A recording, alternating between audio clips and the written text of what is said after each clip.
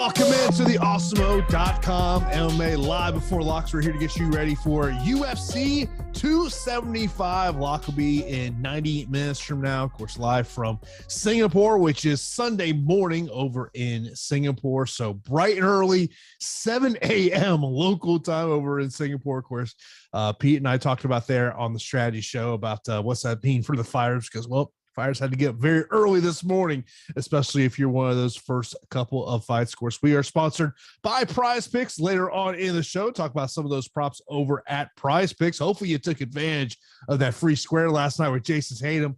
I've already got one player lineup in, and of course he was a part of that.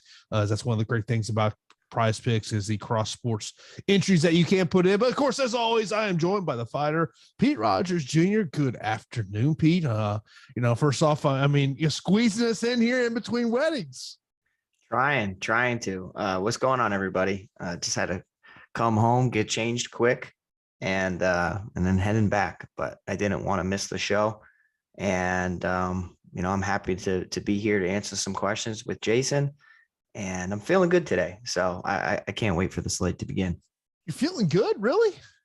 Yeah. Okay. Here's why I say that. It's like there's several fights in this card that I feel like in terms of GPPs, we have to have. Yeah. The first two fights of the night, I think, are fights that we might have to hit both of those. And then there's other fights that I look at when I say something like a Jacob Malkoun, Brendan Allen. If you tell me that fight plays out on the ground, man, Jacob Malkoun could stack up some points.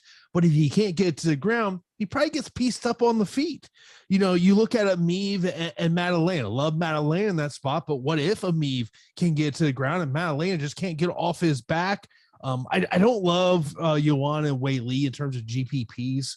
Joanna is more of a cash play for me. Definitely helps out there as well. I will tell you my main lineup, I do have Shevchenko in there, but man, I'm almost hoping we have a crap ton of decisions throughout this card. And then by the time we get to Valentina, that she doesn't need 130 points to be optimal. But to me, it's and then of course the main event, you've got to have it, but I like Yuri to win it, but I understand that Glover could very easily take him down and submit him. Yeah. So for me, it's the approach is just targeting the correct fights as we spoke about on the strategy show. And that's why I feel really comfortable this week. Just of how I laid out some of my lineups. And I feel like a lot of my lineups are going to come down to the 8,200, 8,000 fight. So I need Maddalena to win today. Clearly he's on my prospect list. You guys know that I'm raving about him, but chalk busts from time to time. And, his opponent Amiv is definitely one of the best leverage spots on the entire slate. And it's a step up in competition for Maddalena. But outside of that, it's, I think it's a difficult single entry week, if I'm being honest, because we have so many volatile fights and it's more suited for GPPs. So that's how I basically navigated throughout the card. Okay, I want to target this fight.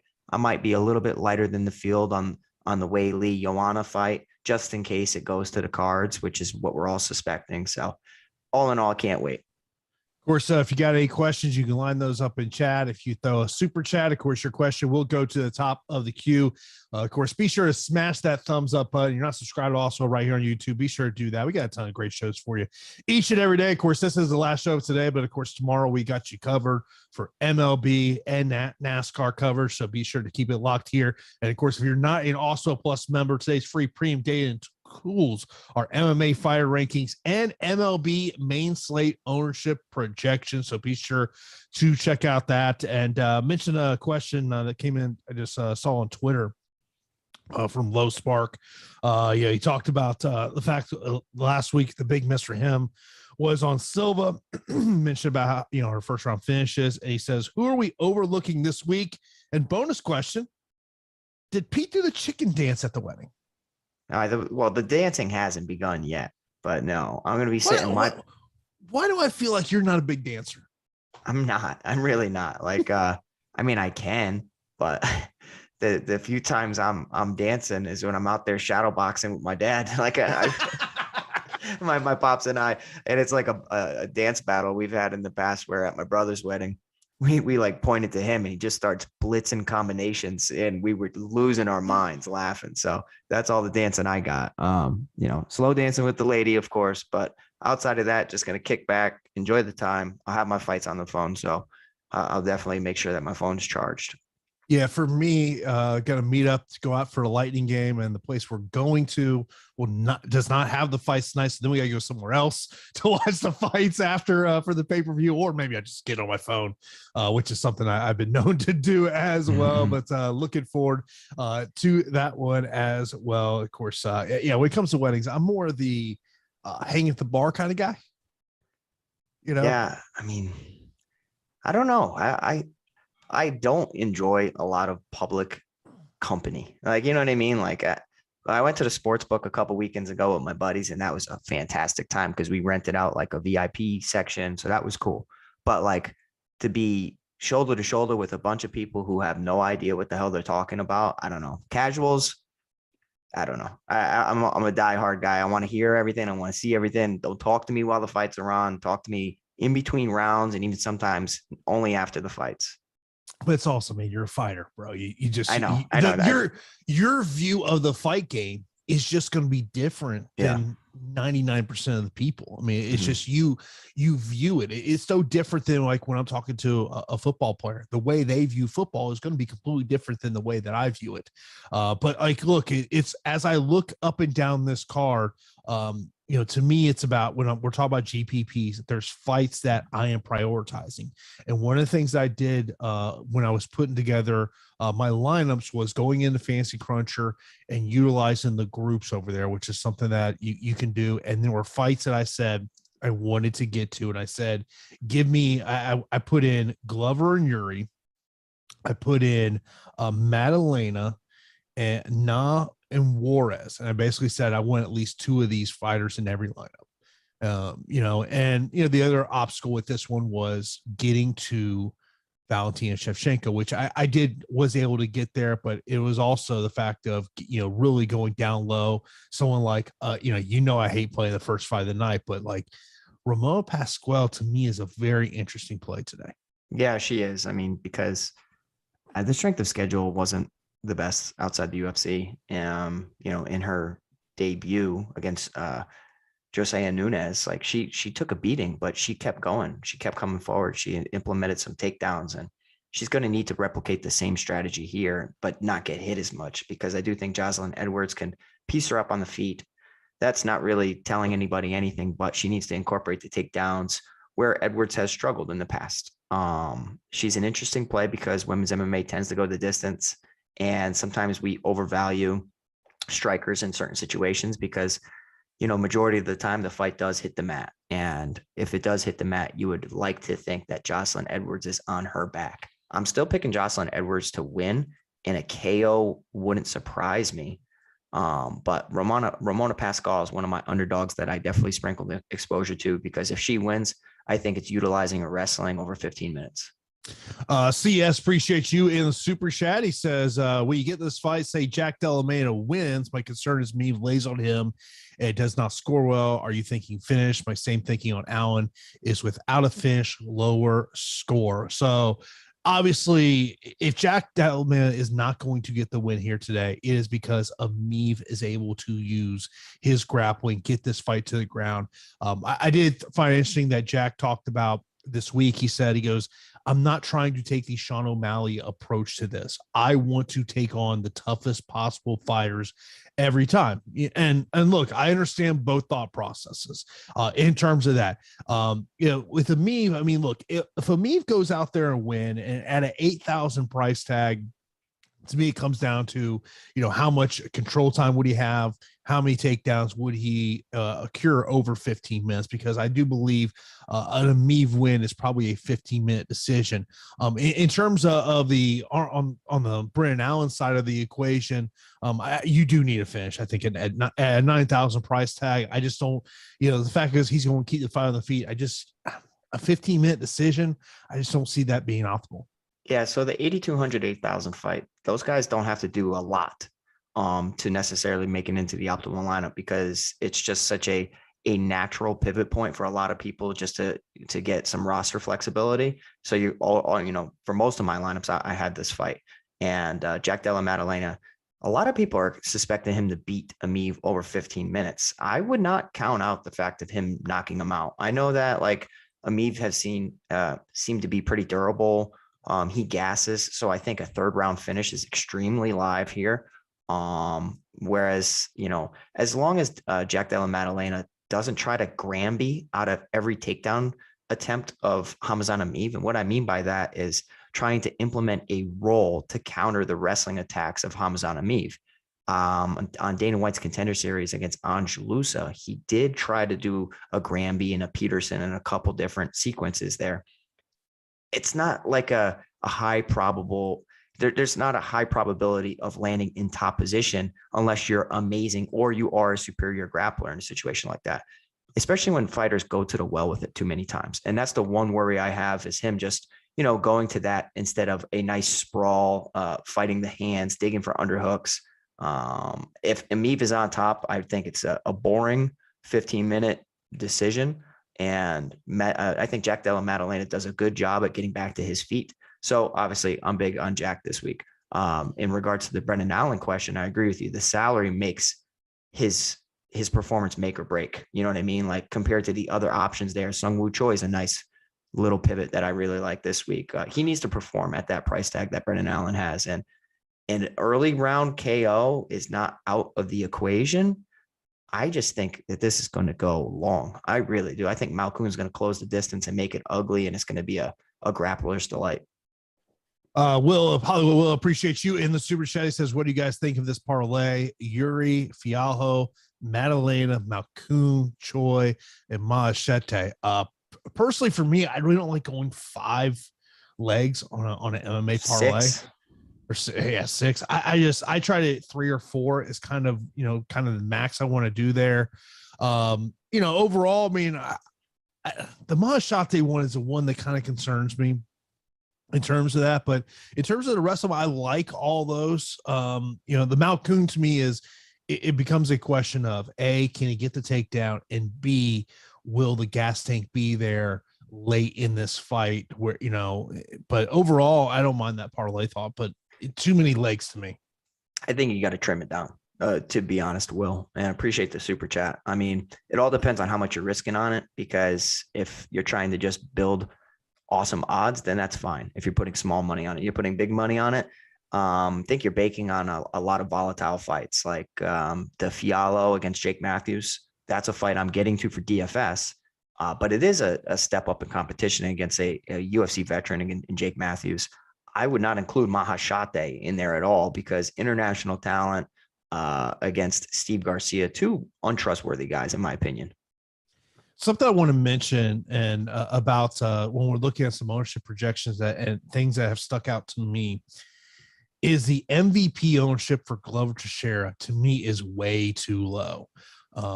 That to me, it should be higher. I think if you're looking to get a little different over on FanDuel, that is going to be definitely a way to get different. I mean, but obviously the thing about Glover in that fight is he has to close the distance. If this thing is a striking matchup, and Yuri was talking about this week, I forget the interview that he was doing it with, but he was talking about the fact of he believes his unique style actually benefits him more as opposed to his opponent, because his opponent just doesn't know what's coming. Yeah, I mean, sometimes when people have sharp lines, they are easy to read, and sometimes when they are reckless. And I say it all the time, a lot of injuries happen in fight camps and at academies with beginners, because they're doing unorthodox things and they're throwing punches and kicks from odd angles and doing untraditional sequences. And in a way, Yuri has that unpredictability about him. So I can see why he can catch somebody like Glover Teixeira off guard. By the way, speaking of, so I was doing office hours earlier today. Yep. Someone asked if me and you fought, what the odds would be. Someone said I'd be plus 1,000 inside the distance. And I was like, bro, I'm using my size. I got like 100 pounds on Pete. Yeah. I'm taking Pete's butt down. I might lay on him for 15 minutes. And the narrative would be, well, we did some Instagram diving on Pete the Heat, and we realized that all of his training partners are light heavyweights and heavyweights. So he's accustomed to this. So who the hell knows what the odds would be on that? But man, oh man, as the fight goes on, I would like to think it'd be tilting in my favor. I'd be a little worried with my cardio around minute 10. I'd be like, oof, gotta get this guy out of here. Yeah. Benzo, appreciate you in the super chat. He says, hey, Pete, please let me know, how does Brennan Allen have the capacity to defend against the takedown? Also, does Juarez have good takedown defense? Well, what's up, Benzo? Appreciate the super chat, and everybody else. Thank you guys for the super chats. Does Brennan Allen have the capacity to defend against the takedown? Yes, he does. He trains out of Sanford MMA, which is under Greg Jones, a phenomenal wrestling team.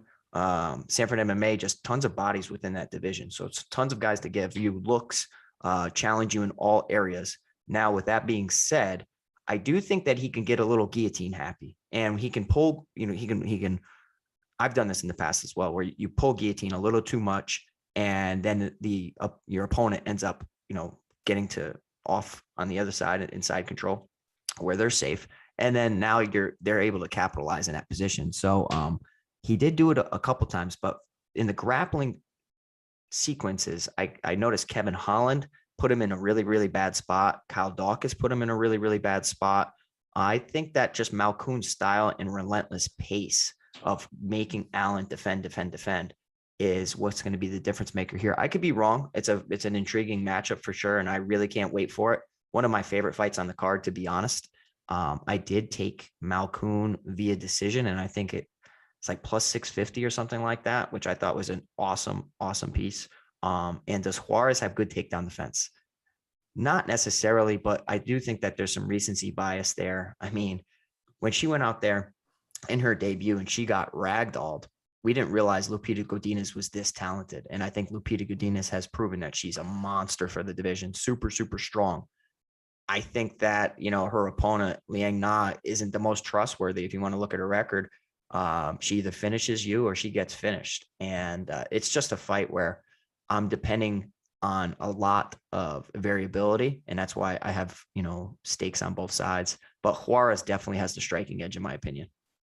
Greg Hardy's inhaler appreciates you in the super chat. He says, is Valentina a free square this week? I mean, look, it's tough MMA to say someone is a free square. I did have people ask me earlier of how does Thalia get it done? And to me, for her to get this thing done, is she has got to make this a ugly fight. She's got to make this a dog fight. She's going to have to take chances. Yeah. I mean, I think she's going to have to take chances, and she's going to have to not be afraid to exchange on the feet. A lot easier said than done because of the intensity of Valentina Shevchenko. But I think the rounds are going to be, the strategy should be pin her against the cage and land in top position. Try to replicate the Jennifer Mayo one round of success against Valentina Shevchenko. It would blow my mind if she submitted Shevchenko. It would blow my mind if she knocked out Shevchenko. A decision is probably the most likely outcome for Santos if she's able to pull off a phenomenal game plan, and maybe Shevchenko has an off night. I'm not banking on it. I think that she's going to get it done. I think she's had easier matchups in the past, so that's why I'm somewhat capping her upside, but I'm getting to plenty of Shevchenko this week. KS appreciates you in the super chat. He goes, I'm not advising it for this card, but I was just curious if you guys know the probability for 5-round fights being in the optimal overall.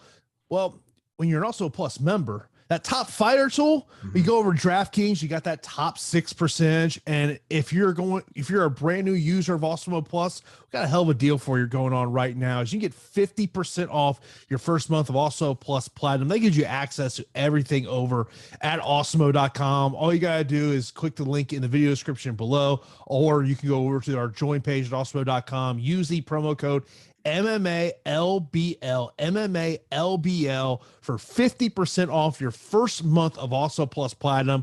This is an amazing deal. Of course, this is for new users only. And of course, when you're talking about MMA aspect, that top fire tool, it's the thing that I'm looking at, whether you want to play MLB, NASCAR, NBA. It's all right there. It's a hell of a deal. You got to take advantage of it right now. And if we go to that top fire tool, it'll tell you exactly how over. And look, you want to get a little peek. MMA fighter rankings are free today over at the website. You can check that out, and then be sure to take advantage. And of course, we use that promo code MMALBL, and let the people at Awesemo know you came from me and Pete. Help your boys out. Yeah, we need you guys to do that, because if you use our code, it's just nice to let the company know that we're doing our job and that we have a supportive group of people within our community that love, tuning into the show, but also checking out our tools on our website. So that'd be much appreciated. In addition to hitting that like button for us, get us over 150. I left a damn wedding, and hopefully my woman's still going to be by my side at the end of the day. So get us over 150 likes, and that might soften the blow a little bit.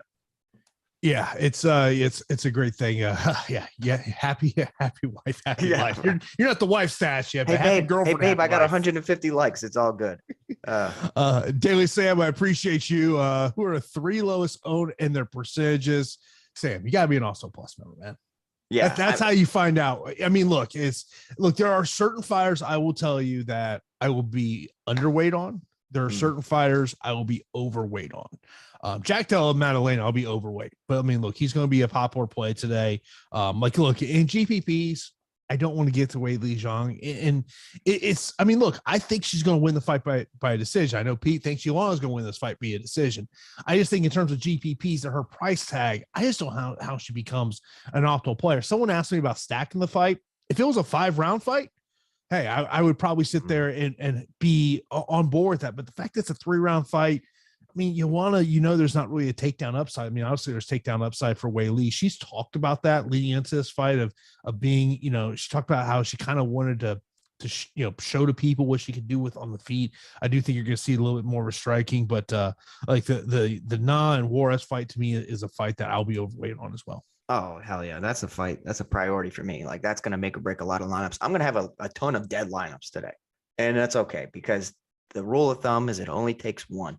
And one lineup can bring you right to the top. And you don't want to necessarily have all your lineups like clinging together. That means you might not have gotten a little bit too different. So you might be just banking on a lot of things to go the same way. And when they don't, it could work well, but it doesn't happen too often. So, I kind of want to just, add on to your question about stacking, and stacking the Joanna Wei Li fight is interesting.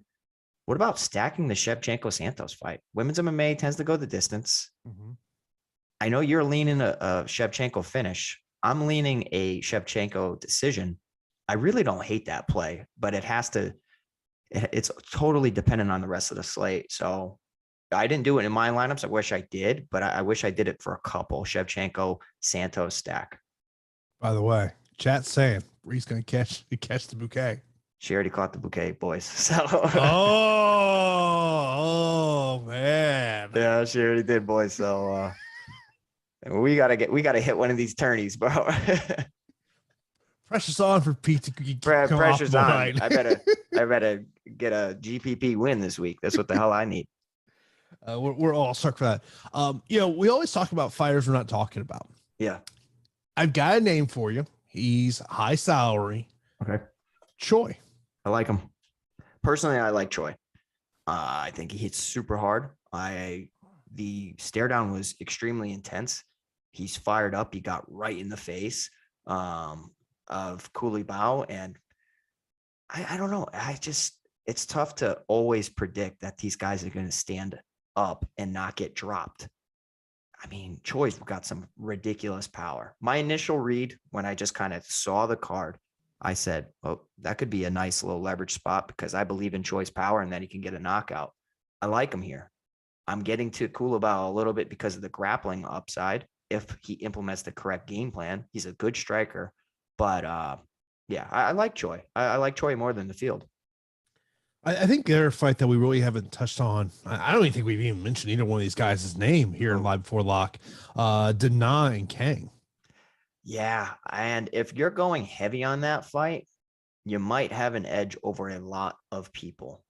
That's all I'm going to say, because I think not a lot of people are kind of just, it's a bantamweight fight. The King has grappling upside, so I'm going to get to him. But like Dana Bakary being a prolific knockout artist, what happens if he doesn't find the knockout? I think he's going to get grappled throughout and possibly tired and submitted as this goes late. But it's a fight that I didn't make a priority, and it makes me nervous. If I'm being honest, it does make me a little nervous.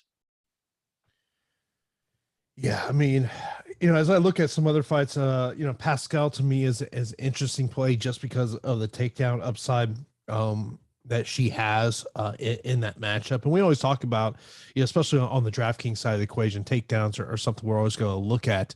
Appreciate you don't know JD goes, do you think Stamkos goes back to takedown city tonight? For people who did not see that, I mean, he hits a 1-2 and then takes him down. I'm like, am I watching an MMA card right now? Is that the hockey stuff you're telling me about before? But okay, bro, a takedown on the ice, he slipped.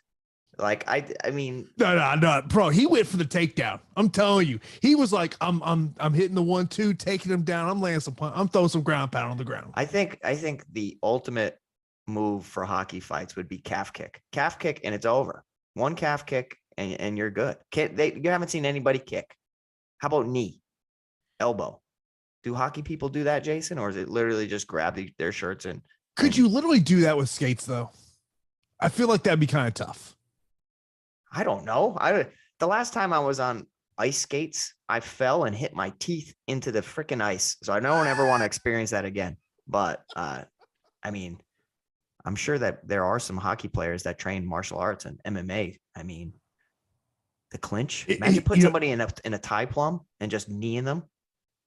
It's interesting you bring that up. I was listening to Anthony Smith. Him and Bisping are doing a podcast together now, and he was talking about how some of the Broncos come in to Factory X. Because they were talking about that. That hypothetical question has come up recently about whether or not.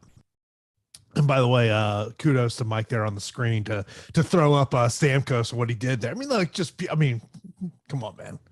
This is after the game too. This is even during the game. The Lightning have already won. He had an arm triangle right there. You should have hit that arm triangle.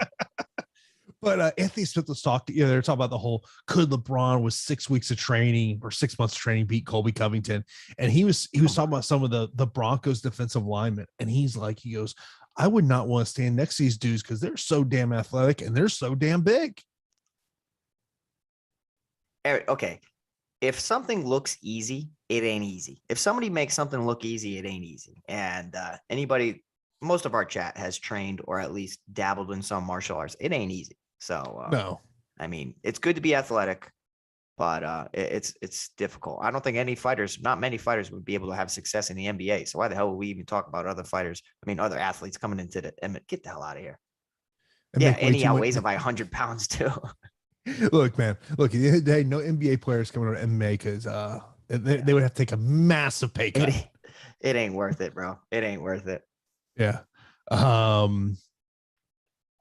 Going through some of the questions and maybe some things that we haven't touched on yet. I think we mentioned this one about can Shevchenko be optimal without a finish. It would be very surprising. I mean, obviously it depends on how the rest of the site would lay out, but at that price tag, I just can't see her being optimal without a finish. She lands takedowns pretty well. I think that's kind of playing with fire against Santos. But like Shevchenko can literally ragdoll men. I mean, like a lot of the fighters within the male divisions are the same weight. So like, I mean, I'm not putting it past her that she can't have a 130-point performance in the decision. Yeah. I mean, look, I expect Shevchenko to win, personally because of my place over PrizePicks. I'm hoping that we go under 20 minutes on her. Of course, this show is sponsored by PrizePicks. Of course, be sure to use that promo code Awesemo as they'll match your first deposit of up to $100. And I'll tell you, Pete, when I'm looking over those props over today at PrizePicks, the two props that stick out to me is under fight time. The Yuri Prochazka 8.5. I like the under there. I don't think, I think this fight's over within the first 10 minutes. And, whether Glover gets this fight to the ground or Yuri ends up finishing him on the feet, The other one I do like is the under 7.5 on Juarez. That's also fight high volatility. I think it's going to end pretty quickly. But I also know you like the over on the Brendan Allen fight time. I personally do like the over on the Brendan Allen fight time. 10 minutes of how I'm predicting and projecting this fight to go. I think it's going to touch the third round. So I think that's why I bet on Malkoun via decision. I could be completely off and he gets lit up on the feet and gets knocked out. But that over, it seems like an awesome spot on PrizePicks, and I'm a little jealous that I didn't hit it. Yeah, I mean, I'm going more playing on the fight time props over at PrizePicks tonight, as opposed to whether it's, fantasy score. Like, I will tell you this, over on PrizePicks, when you look at those fantasy scores, if you think someone's going to win in the first round, you guys got to be looking at those over on the fantasy scores, in terms of how the scoring system is over there at PrizePicks. And of course, hopefully you took advantage of that free square we had last night with Jason Tatum, as that has been very beneficial to me over there, because that's one of the great things about PrizePicks. You can do cross sports entry. So maybe we'll play a little MMA, maybe with MLB, NBA, tonight's NHL game. So of course, be sure to use that promo code Awesemo, as they will match your first deposit up to $100 when you use that promo code Awesemo. My favorite ARC appreciates you in the super chat. He goes, I think Australian is a funny accent. Also, they are. Okay. He goes, should I fade them, including Madalena as captain? Look, I like Madalena as a captain on FanDuel and MVP, just because of what we're seeing on the ownership projections there. I tried to make a ton of lineups with Madalena in the captain spot on FanDuel, and my FanDuel did not want to cooperate. And I was going to get to a lot more than the field in that captain spot. So if you are willing to play on FanDuel today, I think it's a nice take. I mean, look, I don't love in generally speaking, I don't love the captain contest over on DraftKings. I just, because I mean, obviously you got to pay up for a lot of these fighters, and just kind of looking over at the captain, if you wanted to take Madalena 10,500, I don't mind that one getting there. That's probably the lowest I would go. No, I would go to the Glover at 7,800 as a captain as well. I mean, you got to pay 14.7 if you want Valentina. I mean, she would just have to literally rack up the points. Yuri 12.9 to me is another, and she went their captain. Wouldn't want to get to Wei Lee at 12.3. Fiala 12,000 could be an interesting play if he can get the finish. Mm-hmm. I'm not sure if he gets the finish.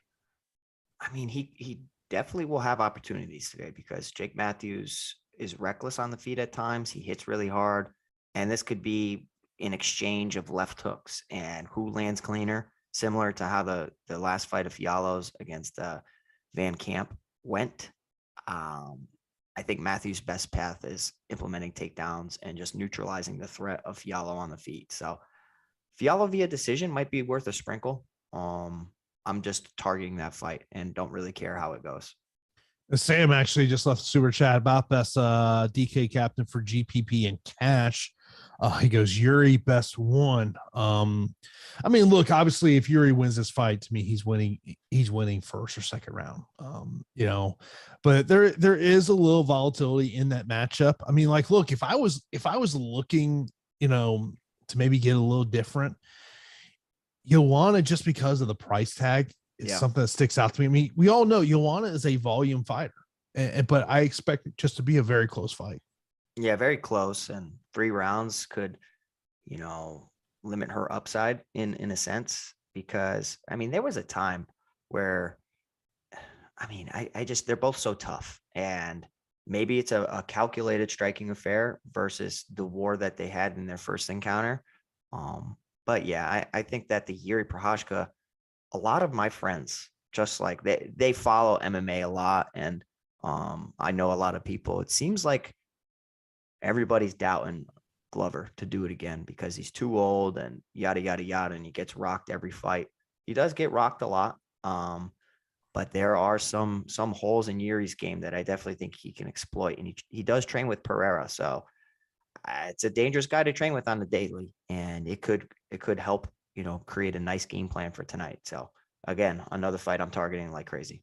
I mean, let's be honest about it. The fact is that Glover has been, have been counted out for his last 6 fights. Yeah, You know, and he'll probably get entire counted win out the streak next he's three had. of them too, right? You know? Yeah. I mean, look, there's clearly the path. I mean, I just wonder about the speed disadvantage he's going to have in this fight, the awkwardness that Yuri fights at. That to me is what concerns me. Yeah, I mean, Yuri keeps his hands so low, and when his hands are so low, his punches come from odd angles, which is great offensively, but defensively, I can literally see Glover planting him with a left hook, and then Glover on top of you. Oh my God, the ground and pound into a submission is there. So we'll have to see. Sam, appreciate you there in the super chat saying thoughts on Pascal. She looked mean in the stare down. To me, Pascal, it's that potential takedown upside. Yeah, she did look. I mean, she's intense, and Syndicate's not necessarily a team that I like to back, if I'm being honest. I don't know. I just don't necessarily like to back them. I think that they have a lot of good fighters there. I don't know if it's a missing link in the coaching staff or if it's just personal bias, but I don't know. It always seems like this Syndicate fighters get a lot of opportunities, and I feel like they're on losing ends of it a lot. And I could be completely wrong on that, but that's how it feels for me. And she looked good in her debut, and hopefully she can build off of that. I mean, look at Ode Osborne, who recently has gone Syndicate. Yeah, I mean, look, he's probably the best one, right? Syndicate and Extreme Couture have been able to take advantage of that UFC PI because a lot of fighters are now moving to Vegas because of the PI. And then basically they're making the choice. Do I want to go Extreme Couture or do I want to go to Syndicate? I think that's like talking about the Yankees and the Marlins right now. Like, I think Extreme Couture is on such a high level right now. And Syndicate MMA is kind of like that gym over in the corner in Vegas. You know what I mean? Like, I don't know. I really like Extreme Couture. It was that long ago. Extreme Couture was not doing well. But you know this because it's peaks and valleys for MMA gyms, and American Top Team has been a stable gym.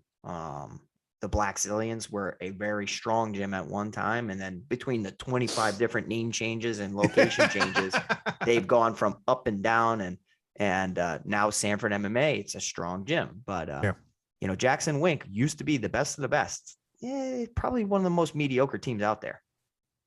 Let's get some more super chats in here. First, K-Man says, he goes, do you think Garcia can get a finish? If he does it, will he be able to score enough in a decision to be optimal? Okay. Do you think Garcia can get a finish?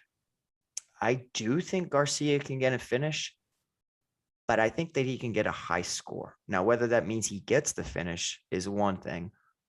He can land takedowns. He is aggressive. He will bang on the feet. I think that he can expose the young Mahashate, who got rocked so many times on Dana White's Contender Series. And when he goes, he looks fine. That's a fight we haven't necessarily talked about. And I did my initial builds, and I said, okay, I'm light on some fights. Which fights am I light on? And I said, Mahashate, Steve Garcia. That one does seem like it's a violent one. So I boosted some exposure to it. Mm-hmm. And now my lineups, I feel like they are a little bit better than they were, because it was like, man, that's a little too light. And not even compared to the field. It's just compared to how I think the fight's going to go. Scott, appreciate you in the super chat. He says, congrats, Pete. I want to see your winning lineup so we can go on a nice honeymoon. Keep up the great work. Yeah. Well, thank you, Scott. We're going to need a nice night tonight. And I would just love to see you guys all kill it and get tons of screenshots. And it would be a fun night for the whole community. Yeah, I always love seeing those winning screenshots over there. Just look at the bottom of the screen. Plus 10,000. The disrespect I get over here. Yeah. Hold on. I didn't even see that. Where is that? It was on the bottom of the screen. Pete Rogers minus 11,000. Oh my God. The disrespect I get over here. Yeah, that's right. That is right, team. You let them know. You let them know. Just make sure you had some bad food the night Somebody before. said dad strength ground and pound. Goodness gracious. By the way, people say you look like Jake Odorizzi. Yeah, right. Jake Odorizzi. I'm going to have to Google that now. Do I look like Jake Odorizzi?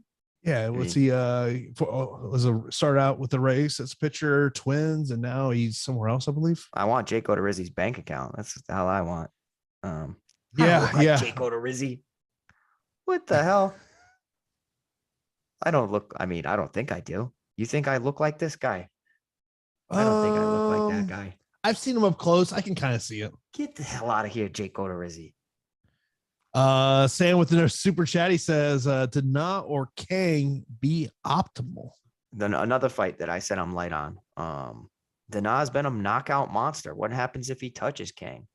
On the reverse side and flip side, what happens if Kang takes him to Takedown City and exposes that grappling similar to that Haley Alatang fight? And that's kind of where I'm leaning. I'm leaning towards the Kang side. But it's, again, another fight. Like, Kang hasn't necessarily performed well in decisions. If he gets a submission, he's going to completely destroy his median projection. But in the decision over Pingwan Liu, 92, that's solid. 100 over Brandon Davis, that's solid. Decision over Tanaka, 57.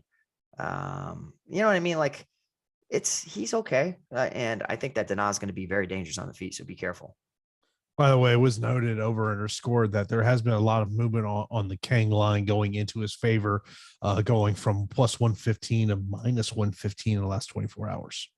And there's been a lot of people on that Liang Na as well. And it's like, there's upside. Upside. The number on the Shevchenko Thalia Santos has come down a little bit as well. That one I noticed when I was putting my sheet together here. And then the Na Juarez fights moved a little bit as well. I mean, that's a fight that I just feel like that's going to be potentially key in terms of landing that optimal lineup. What do you take from line movement? Obviously, the obvious takes, tons of action on a fighter. A lot of people tend to believe it's sharp money. People putting a ton of money on a certain fighter after possibly seeing weigh-ins or injury news or whatever. I mean, I feel like in other sports, it's a little bit more helpful than it is in an MMA fight. Like, I just think it gives me an idea of what the betting public thinks of a fight. And I do look at that as I'm evaluating what I want to do from DFS, from thinking about, okay, what could ownership look like? You know, obviously we have our projection on taking that, but I'm also thinking about is, you know, hey, maybe, and obviously like in the Dana and Kang fight, salary wise, it's a great salary fight. Now, okay, and I'm going to give you a weird question. Do you value early takes on fights or line movement late? Like, sometimes people hopping onto a line when they recognize it's wrong out the gate. I feel like I view that stronger than I do late line movement. Yeah, I'm with you on that. Okay. Yeah, I mean, it's always, you know, that's one of the things, and like you can go over, you know, Best Fight Odds is a great website that has this, where you can see where a fight opened up at, and then ultimately where there ended up being some line movement. It can give you a little bit of insight there, you know, in terms of that. Na or Choi, that's, you know, Choi to me is from a 9,000 option. I think he's someone to get a little different. Agree. Yeah, I like Choi just from the uncertainties in that Liang Na fight. I think there's a higher ceiling for the winner of the Gomez Juarez and Liang Na just because it's round 1 or round 2 finish. But as far as like feeling comfortable about it, it's definitely Choi. Sam saying Garcia or Dana. It's got to be Garcia for me. I know what you're laughing about. That's pretty good. I like that. That's pretty damn good. Jerkwad, if that's your name. Timon and Pumbaa. I like that. Yeah. That's funny. Man, I tell you what, the community's great, and I think that we got some thick skin, so it's cool. It's whatever. And you guys tune in every week. It's all in good fun. So, bro, in this industry, you better have thick skin. Yeah, like, do you realize like what people say to me before fights? Like, their family members message you, and like their fans message you. There ain't nothing anybody can say to me that's going to make me get rattled anymore. So, I was doing an interview with Mike Rodriguez yesterday for my podcast tomorrow, and that ended up coming up, and he basically said he's like, man, I used to like read every comment, every post, and he goes, I just realized I can't do that because it really can mess with you. Yeah. I mean, trust me, I've lost, and I've lost via submission many times. But but I've also had some great wins as well. But you're only remembered by your last fight. You know, you're only as good as your last fight, I should say. Mhm. When you're winning, you're getting messages and all these people, you know, supporting you, which is amazing.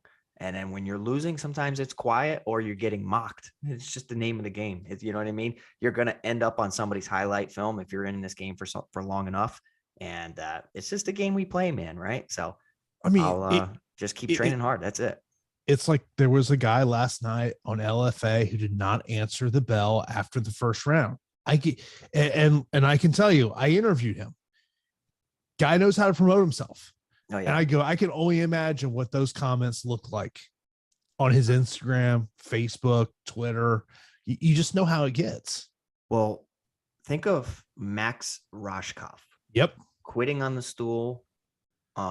When we touted him, everybody in the betting field touted him, and he was a huge favorite for his UFC debut. And like, that's like humiliating in itself. Never mind the social media aspect of it. But and that's the thing, is a lot of this game is mental. I mean, how many guys you talk about the fact that they'll just say, like, man, this is mental. And that's part of what does make MMA DFS, MMA handicapping tough, because you really don't know what's going on. You look at the Weili Joanna fight. Joanna has not fought since March of 2020.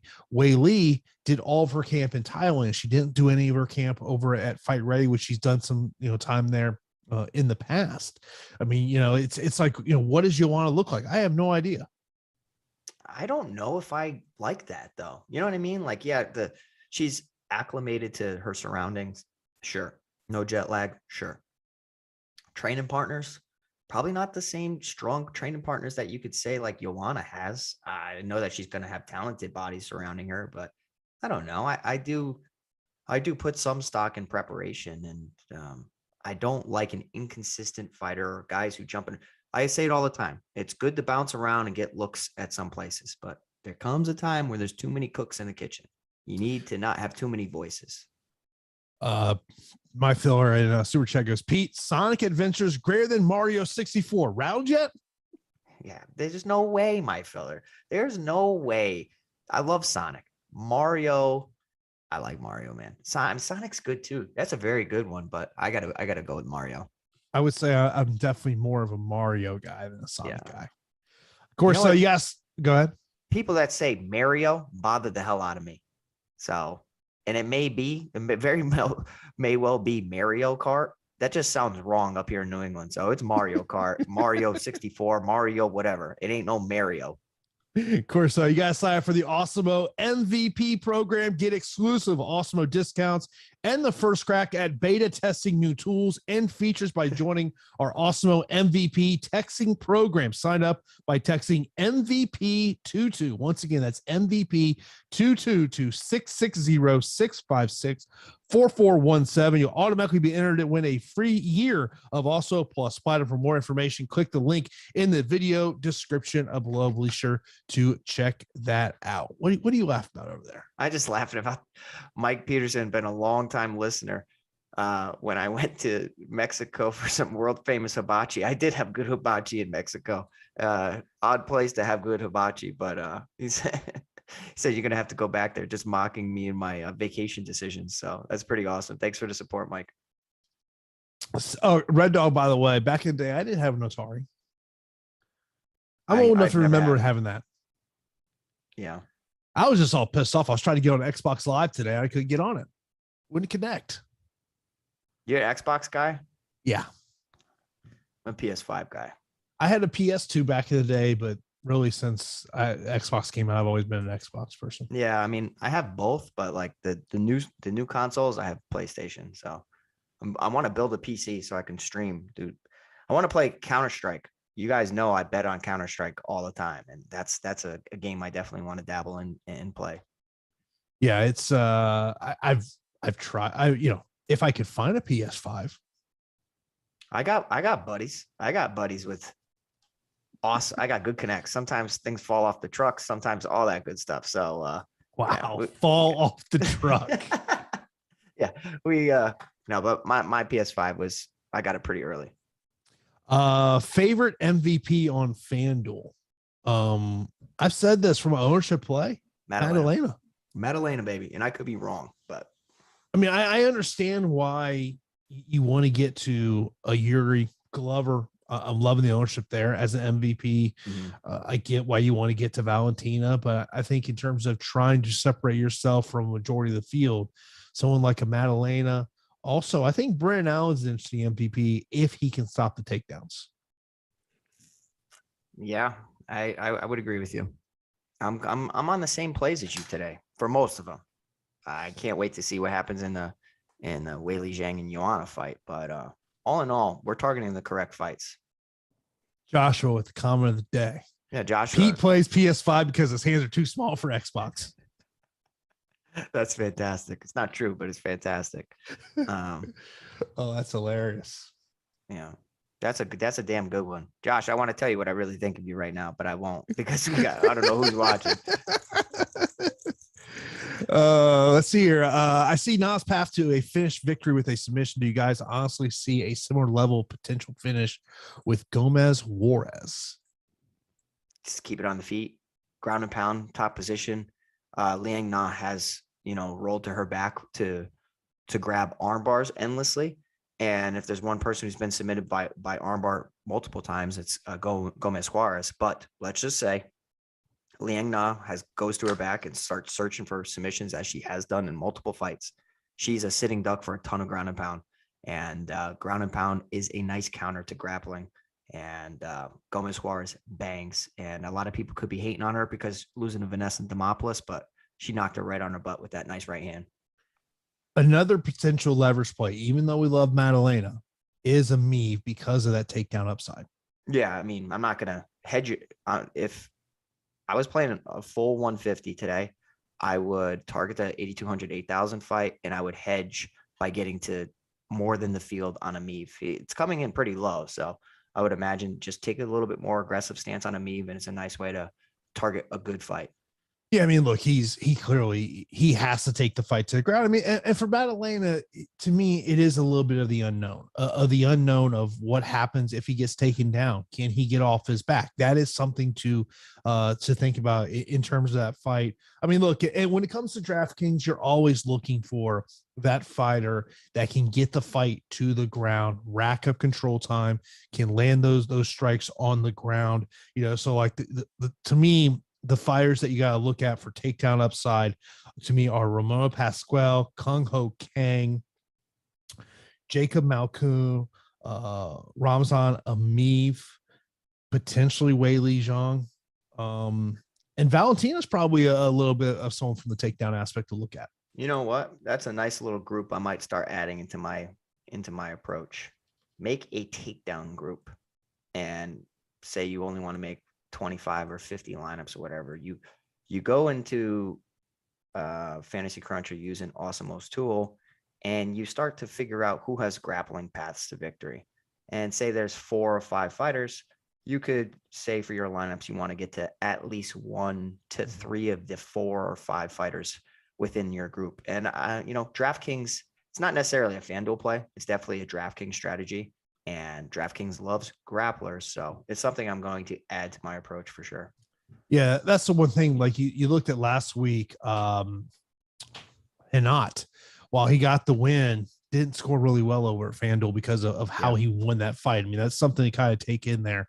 Last fighter in, Pasquale or Joanna. I'd rather go.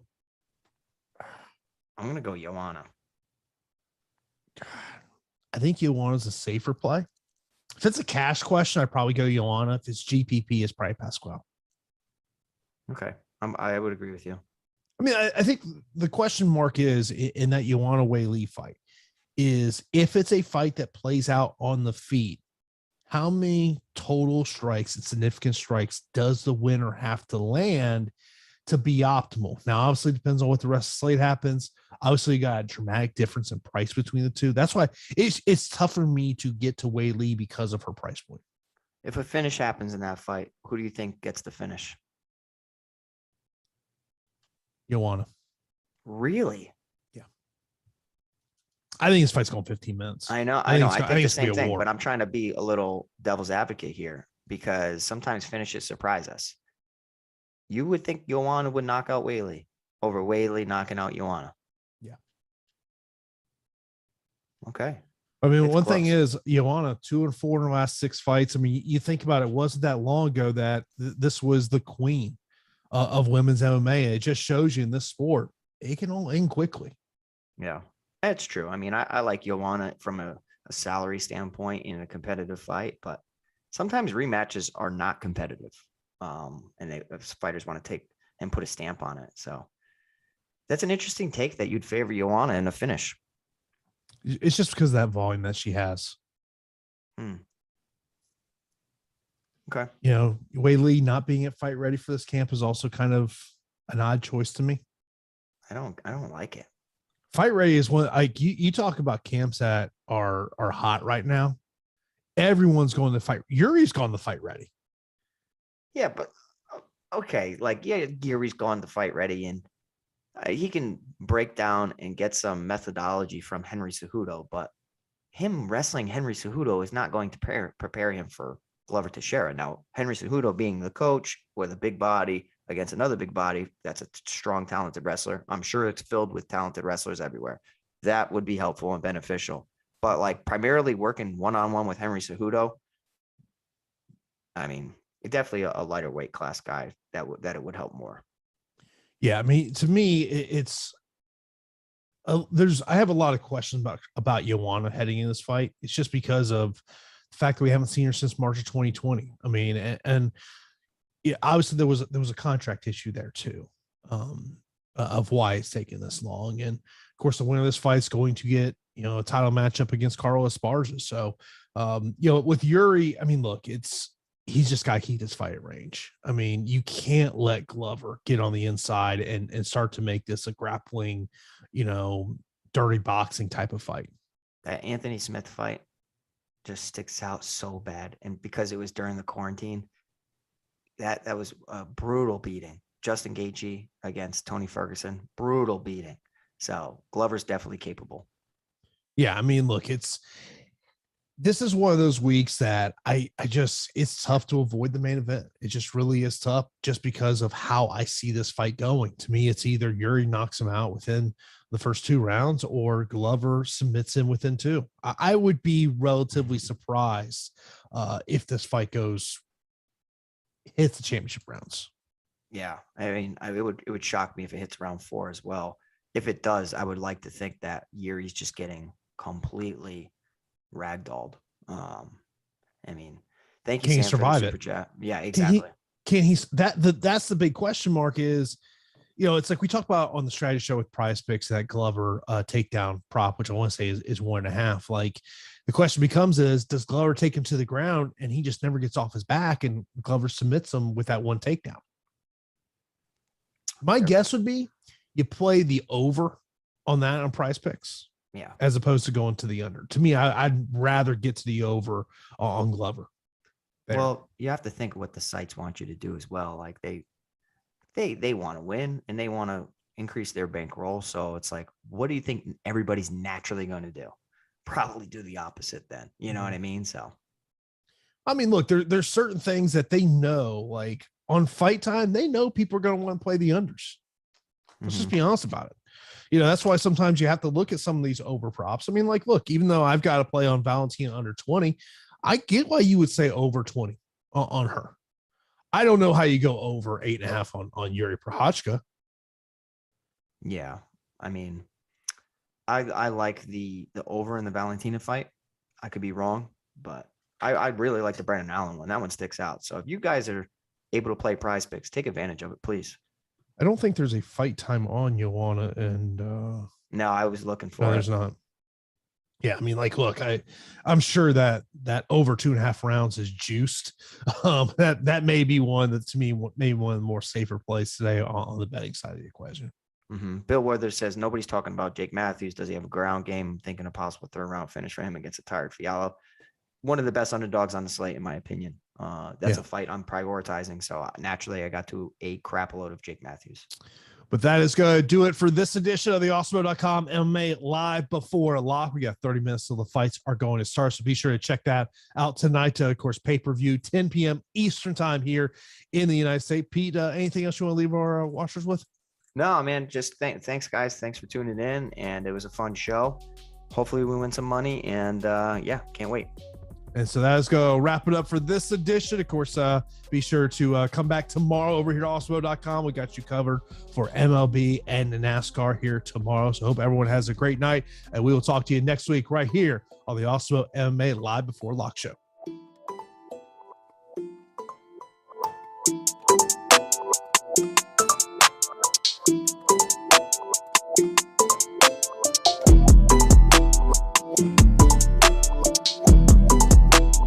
you